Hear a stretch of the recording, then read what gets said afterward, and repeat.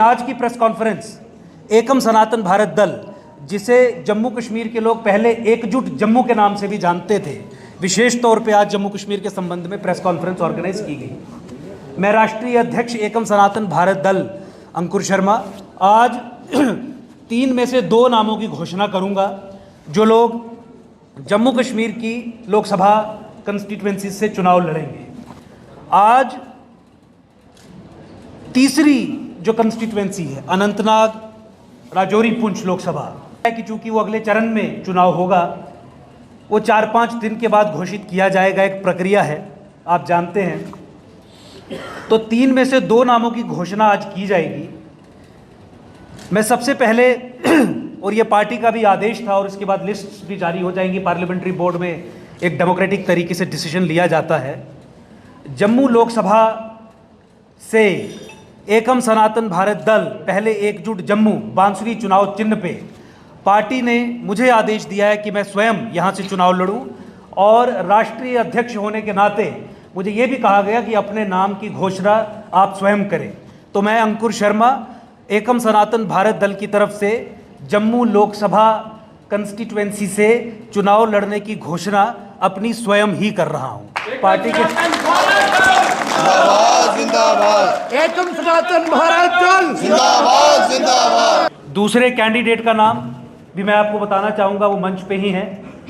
Kathua Udhampur Lok Sabha constituency से जाने माने सोशल एक्टिविस्ट, पॉलिटिकल एक्टिविस्ट जो भद्रवाह से संबंधित हैं, मनोज पाधा जी हमारे सामने हैं, जिनका नाम मैं घोषित करता हूं। रिजल्ट की कोई चिंता नहीं, बस एक जिद है कि जब जम्मू संभाग के लोगों के सामने कोई विकल्प नहीं, सर्वाइवल और एग्जिस्टेंस के मामले हैं, तो उस समय क्या किया जाए। तो एक विकल्प बनाने की प्रक्रिया में भागीदार बना जाए। विकल्प बनाने का काम कोई बाहर से आके नहीं करेगा, विकल्प बनाने का काम हमें ही करना था। हमने आज ये विकल्प बनाने का प्रयास किया है। पूर्व में भी आप जानते हैं कि चाहे रोशनी से संबंधित डेमोग्राफिक चेंजेस की बात हो, 370-35 को ख़त्म करने की बात हो, राजनीति के माध्यम के अलावा दूसरा कोई माध्यम नहीं है कि आप नीतियों में परिवर्तन ला सकें। राजनीति के माध्यम के अलावा दूसरा कोई माध्यम नहीं है कि आप व्यवस्था में परिवर्तन ला सकें।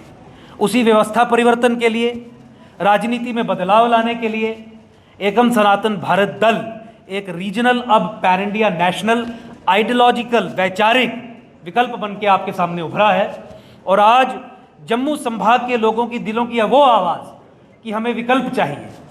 कांग्रेस को बदला 2014 में, भाजपा आ गई, भाजपा ने त्रस्त कर दिया। कांग्रेस भाजपा दोनों का विकल्प चाहिए। उस विकल्प के रूप में एकम सनातन भारत दल जम्मू संभाग और पूरे देश के लोगों के सामने है कि जिस तरीके से जम्मू संभाग के इंटरेस्ट की बात एकम सनातन भारत दल का एक कार्यकर्ता कर रहा है, उसी संबंध में रिसेंट एक डेवलपमेंट में आपसे शेयर करना चाहूँगा कि एजुकेशनल इंस्टीट्यूशंस में रिलीजियस एक्टिविटीज़ के विरोध में भद्रवाह में डिग्री कॉलेज में जब मनोज पाधा जी, इस सरकार ने उन पे एफआईआर लगा के किया, 153A की एफआईआर लगा दी। ये कहा गया कि नहीं, एक समुदाय विशेष के लिए, एक वर्ग विशेष के लिए अलाउड है कि चाहे गवर्नमेंट डिग्री कॉलेज हो, चाहे अस्पताल हो, चाहे पुलिस थाना हो, चाहे कोर्ट कॉम्प्लेक्सेस हो, आप अपनी सामूहिक रिलीजियस एक्टिविटीज़ वहाँ पे कर सकते हैं।